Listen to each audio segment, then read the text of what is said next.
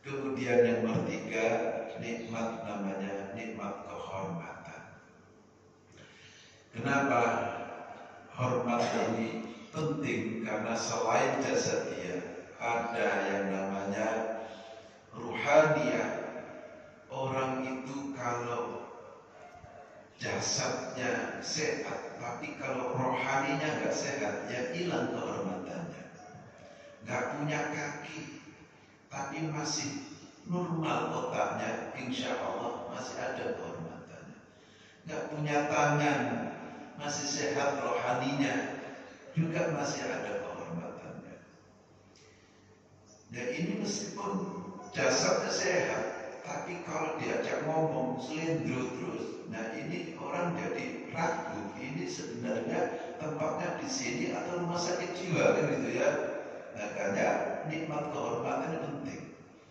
Orang yang memilih profesinya minta-minta, itu pada hakikatnya dinilai agama tetap miskin dia. Karena orang tersebut telah menukar nikmat yang tingginya seharusnya nomor 3, nikmat kehormatan, dijatuhkan hanya untuk memilih nikmat yang pertama. Maka kalau ada orang minta-minta, itu beri saja, karena sesungguhnya miskin. Meskipun kita dibilangin Pak itu jangan dikasih, meskipun dia ngemis, kelihatannya aja Pak, tapi rumahnya 2, mobilnya bagus, ya tetap aja miskin. Ya, kan kadang kita ngalami duit recehannya nggak ada. Malah yuk, boleh dikembalikan 50.000 ini. Begitu mengembalikan, nggak taunya duitnya banyakkan dia daripada saya. Duit pun lebih banyak yuk. Ya iya Pak, saya ngemis dari pagi Pak, kalau Bapak ngiri ayo ngemis bareng, nggak mau. Kan nggak mau kita diajak ngemis bareng. Tetap miskin dia. Baik, yang terakhir nikmat yang paling tinggi adalah nikmat takwa, nikmat hidayah, nikmat agama. Ini bersyukur bapak-bapak, harus bangga diberi kemampuan ke masjid. Kita mohon kepada Allah, ya Allah berikan aku rezeki dunianya gampang, rezeki akhiratnya gampang. Karena ada tipikal orang rezeki dunianya susah, rezeki akhiratnya susah. Kelihatan sibuk, terus nggak sempat tarawih, nggak sempat ngaji, nggak sempat ke masjid. Kok ya nggak kaya juga, apa nggak sedih? Ya, kelihatannya sibuk, diajak silaturahim nggak ada, ditarik sumbangan nggak pernah punya duit, apa yang dibanggakan? Ya kita mohon pada Allah, rezeki dunianya mudah, rezeki akhiratnya itu gampang. Nah, kenapa harus puasa untuk menuju nikmat yang tinggi? Nikmat tinggi, yaitu tadi diajak naik kelas, manusia, rezeki yang agung bagi kamu itu bukan jasad dia itu. Oleh karena kamu harus naik kelas. Jangan hidup ini ngurusin makan minum itu terus. Maka 11 bulan kita disuruh makan minum, ini ada 1 bulan ini pun gak utuh, hanya dari pagi sampai sore disuruh berpuasa, suruh makan. Munculkan kenikmatan rohani supaya kebutuhan batinia ini terdengarkan. Selama ini apa nggak ada? Ada, tapi kegelibet urusan dunia, lupa ada kebutuhan rohani. Banyak kan kasus orang itu waktu mudanya, kegelibet dengan urusan dunia, kerja dari pagi sampai malam, nggak pernah ingat ada satu kebutuhan yang namanya kebutuhan rohani. Begitu udah pensiun, umur 60, nggak apa-apa, baru sadar iya terpenting adalah Allah. Tapi menyesal, lututnya belum pernah sujud, dahinya belum pernah sujud, taubat umur 60, dulu muda waktu sehat gak pernah sholat, sekali sholat duduk di kursi. Apa gak nyesel itu dulu? Apa gak nyesel itu? Seumur-umur gak pernah mengalami sujud. Gimana? Kesadarannya itu sudah di akhir usia. Bagus nggak? Dia bagus. Tapi pertimbangan daripada nggak tobat. Jadi kebutuhan. Maka jam dinding ini jangan dikira nggak bunyi. Ini nggak kedengaran suaranya karena berisik, ada suara kita. Coba kalau jam dinding itu di kamar kita jam 2 malam lagi hening-heningnya, bunyi itu terasa. Kebutuhan ruh, kebutuhan akan berasik masuk dengan Allah itu sebenarnya menggedor-gedor jiwa kita. Cuma kita ini masih tergoda nafsu tadi. Ngurusin takut kalau nggak kaya, takut kalau nggak punya duit, takut terus. Nggak terasa jadi malam lagi siang, pagi malam, pagi siang malam terus. Nah ini. Nah oleh Allah memang ada kalanya usia itu dihendakkan hatinya. Seiring dengan usia manusia, kebutuhan rohani itu muncul. Tapi seharusnya itu seiring. Makanya di dalam Islam itu antara umur dengan usia itu dibedakan sebenarnya. Bahasa Arabnya usia itu sinun. Bahasa Arab umur ya umur. Orang Indonesia itu mengatakan umur.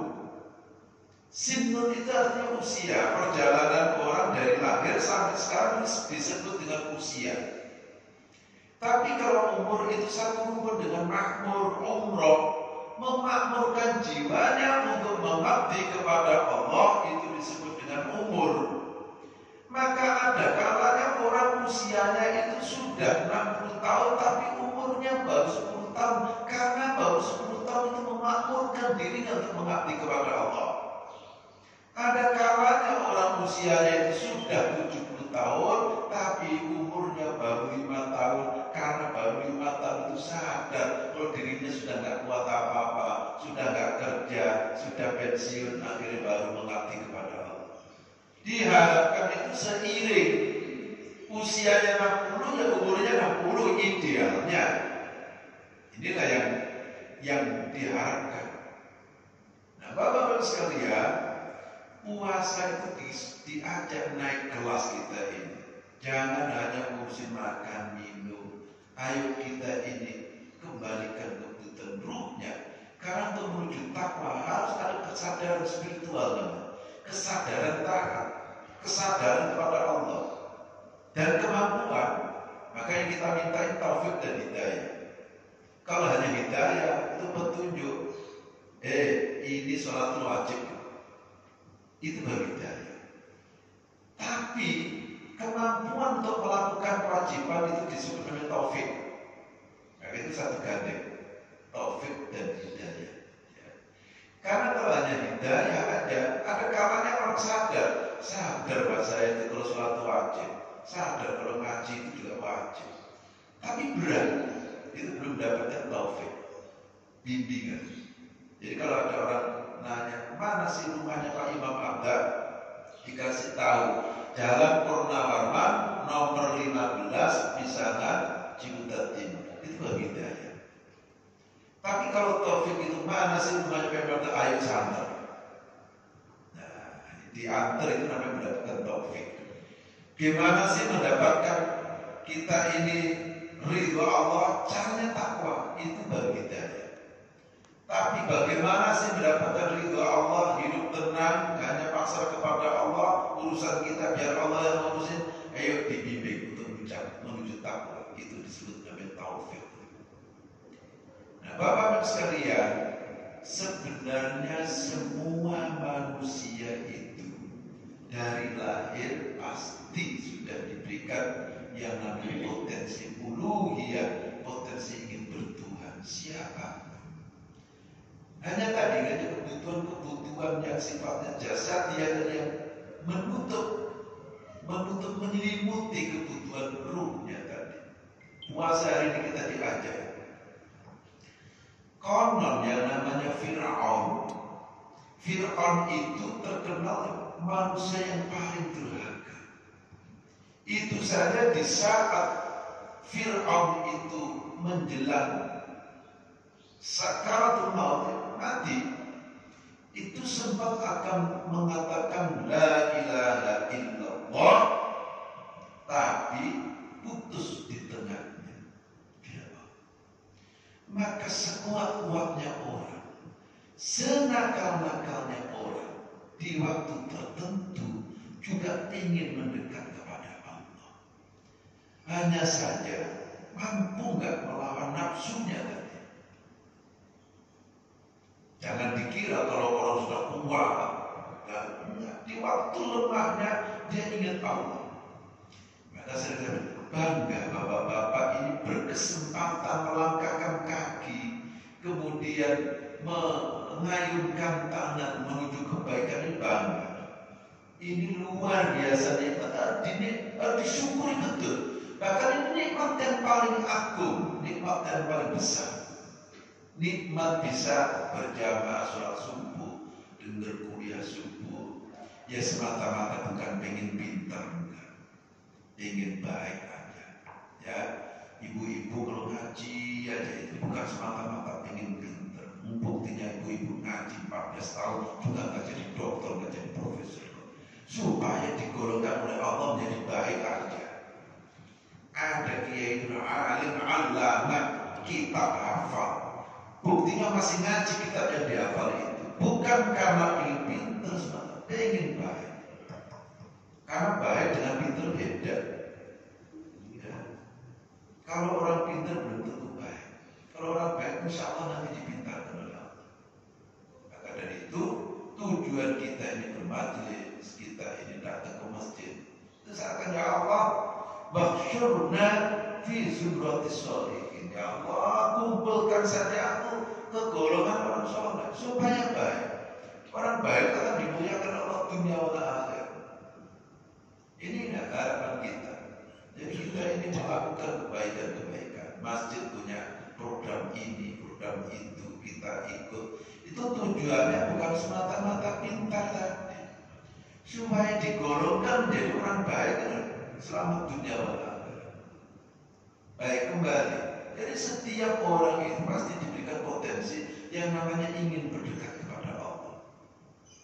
Konon katanya, orang yang berbuat jahat tadi itu doa dulu. Jadi orang mau mencuri motor sebelum eksekusi itu saking takutnya. Nah, masa yang mencuri gak hilang rasa takutnya, kan pasti takut ya. Itu mohon ya Allah, beri keselamatan saya di dalam saya mencuri motor ini. Ya, begitu sudah terbawa motornya masih ketakutan. Begitu udah dijual pun itu ketakutan. Jangan-jangan ada yang tahu di belakang. Begitu sudah bawa uang kepada anak istrinya, itu gak mikir, ya Allah, ini anak istri saya beri makan uang dari kasih begini, lu sedih. Gara-gara meninggalkan nikmat hidayah tadi, hanya demi nikmat materi. Dulu anggota copet itu sebelum beraksi mengadakan doa bersama. Ya Allah, mudah-mudahan nanti di dalam saya mengadakan percopetan ini menumpang bisnya, dompetnya tebel-tebel ngantuk semua. Ya, mudahkanlah dalam aksi saya dalam percopetan ini. Loh, doa dulu. Nanti begitu rezekinya banyak, mengadakan kumpulan syukuran bersama juga. Diberi potensi. Kita mohon kepada Allah kegiatan kita yang menggiring kepada orang baik. Ini yang disebut nikmat hidayah. Apa betul? Hampir, karena memang dari 4 bulan berada di kandungan itu sudah ditiupkan oleh Allah, adakan perjanjian. Jadi yang namanya manusia mengatakan Allahu Rabbi itu sudah dari dulu. Hanya saja itu begitu lahir di dunia, seiring usia kita ini banyak kebutuhan. Kebutuhan ini fitrah juga, dan ini menjadi tanda mulianya manusia dibanding dengan makhluk-makhluk yang lain nggak punya kebutuhan. Ya kayak anak kecil itu kan bahagia terus sampai remaja, nggak pernah anak kecil mikirin kredit, utang, nggak ada. Oh, main bola aja, bahagia terus. Loh, kenapa tambah usia kok jadi sedih manusia ini? Coba tanya anak kecil, ceria Dia nggak mikirin orang tuanya itu punya utang, bisa beli baju lebaran apa enggak pernah mikir. Main aja, main. Yuk dulu bapak-bapak ngalamin itu juga, saya juga. Saya mikir aja, iya kenapa ya, makin tambah usia kayak berani-beraninya gitu. Punya tanggungan ini, tanggungan itu, udah mikir, pengen beli tanah, pengen. Itu emang seiring itu. Anak kecil nggak pernah. Dia mau tinggal di tempat sempit, tempat luas. Ya sama-sama bahagia. Jangan dikira kalau anak kecil yang tinggal di kampung-kampung yang padat itu nggak bahagia, kemudian yang tinggal di Pondok Indah pasti indah. Ya enggak. Sama aja indah-indah juga di masa kecil itu. Nggak pernah mikir gitu. Main bola kemana-mana. Ya ini fitrah ya. Baik, kembali. Apa yang disebut dengan takwa? Takwa itu secara definisi umumnya imtithalu awamirillah wajtinabu nawahihi. Mentaati seluruh perintah-perintah Allah dan meninggalkan larangan-larangan Allah. Mentaati perintah Allah, meninggalkan larangan Allah, ini berat.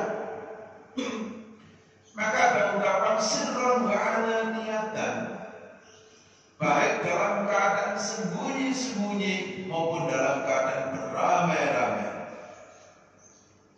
Kalau takwa dalam keadaan ramai-ramai, insya Allah masih mudah. Bapak-bapak, ibu-ibu kuliah subuh ini mau berkata kotor atau sesuatu yang nggak sopan, nggak bisa melakukannya rame-rame berjamaah. Orang takwa itu diuji betul ketika sirron, keadaan sendiri. Dalam keadaan sendiri, nggak ada orang. Nah ini baru ketahuan asli, tanda tangan sembarangan, terus mengambil hak orang sembarangan. Nah, itu di saat sendiri. Kalau rame-rame masih mudah. Maka bikinlah yang rame-rame ini sering-sering, supaya aman takwa kita ini. Saat sendiri itu diuji. Waktu rame-rame kelihatan sopan, santun, lembut. Ketika sendiri ngomong kotor, beringas sendiri. Ya, bagus sekali. Ini takwa itu perilaku yang berat. Karena berat butuh tumpuan batin yang kuat. Tidak ada cara lain kecuali berpuasa. Orang disuruh berpuasa itu sabar. Maka puasa itu ujian betul. Karena ibadah puasa itu lain daripada ibadah yang lain. Ibadah yang diuji betul itu puasa. Ibadah yang lain kelihatan. Orang lagi sholat itu kelihatan gerakannya. Orang sedang haji umroh, pakaiannya saja udah ketahuan. Orang sedang zakat ketahuan, tapi kalau puasa diuji betul kejujuran kita. Nggak kelihatan. Seandainya ada orang berpura-pura puasa, kita nggak tahu. Ya, jam 12 siang, oh es buah kayak manggil-manggil, ayo sini es buah, gitu ya. Begitu kita masuk kamar, masuk satu gelas, minum satu gelas, keluar pura-pura lemes, ditanya puasa. Terasa banget ya puasa kita ini. Padahal tidak habis minum, nggak ketahuan. Maka ukuran puncak kejujuran orang itu di saat puasa. Kalau orang sukses melakukan puasa, maka seharusnya di ibadah yang lain juga jauh lebih mudah. Maka puasa menjadi perantara menjadi takwa, karena satu-satunya ibadah yang diuji atas kejujuran diri seseorang itu menuju takwa kepada Allah, itu adalah puasa. Ada orang maupun gak ada orang. Kalau ibadah yang lain masih ada kemungkinan karena ada orang. Kalau puasa enggak. Ini hebatnya puasa. Maka puasa ini melatih kepada kita untuk senantiasa taat kepada Allah, menjauhi larangan Allah, baik tau'an au karhan, baik dalam keadaan ikhlas taat maupun dalam keadaan terpaksa. Boleh nggak kita ini takwa kepada Allah dalam keadaan terpaksa? Boleh. Ya walaupun kaum sufi kan menjelaskan orang yang ibadahnya baru setingkat takut tadi itu, oh itu tipikal Buddha. Jadi kalau nggak mengerjakan takut disiksa. Kalau orang itu ibadahnya karena ingin dapat imbalan, ingin surga, itu baru tipikal ibadahnya pedagang. Ada orang yang sudah bukan karena itu, hanya cinta. Ini dulu dipelopori oleh Rofi'ah Adawiyah, seorang tasawuf, seorang sufi perempuan yang ibadahnya itu hanya karena cinta, ibadah karena cinta kepada Allah. Dalam itu terlalu muluk-muluk itu tasawuf. Bagi orang awam kalau terpaksa boleh. Karena kalau nuruti ringannya hati ikhlas, gak bakal kita ini mengerjakan kebaikan. Maka yang disebut ikhlas itu mentaati perintah Allah hanya karena Allah. Yang disebut ikhlas itu mengerjakan sesuatu ibadah hanya mentaati perintah Allah. Lillahi ta'ala, itu disebut ikhlas. Kalau nurutin ringannya hati, tidak akan kita ini melakukan apapun. Sholat ini berat gak? Berat. Gak ada sholat yang ringan. Ya. Mau sholat tarawih tak ada godaannya. Ya. Waduh, YouTube-nya bagus-bagus, yang WA-nya belum dibalas. Akhirnya kita balas, main. Ya. Mau sholat subuh, berat. Kalau kita mengatakan, ya mendingan saya gak sholat daripada sholat saya itu gak ikhlas. Ya sampai kapan pun gak sholat orang ini. Berat lakukan. Orang mau sedekah gak ada yang ringan, berat. Ketika bapak-bapak mampu bersedekah itu bukan berarti bapak-bapak itu gak diuji rasa pelit oleh Allah. Rasa pelitnya ada, tapi mampu melawan.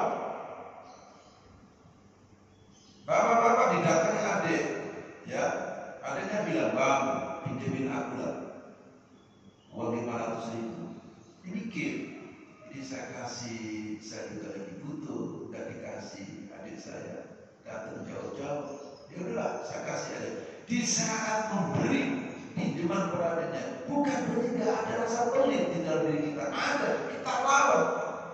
Dan bukan berarti kita gak butuh, ya butuh. Maka orang yang mampu bersedekah itu bukan berarti gak ada rasa pelit di dalam dirinya. Ada, tapi mampu dilawan oleh orang itu. Langsung orang itu terpaksa harus memberi apa? Ibadah. Apa yang ringan? Gak ada yang ringan. Puasa ini berat. Oh berat. Kita harus sahur. Walaupun gak sahur gak apa-apa. Tapi kan kalau gak sahur aja lemes. Kalau gak sahur kan gitu mikir kita. Sahur.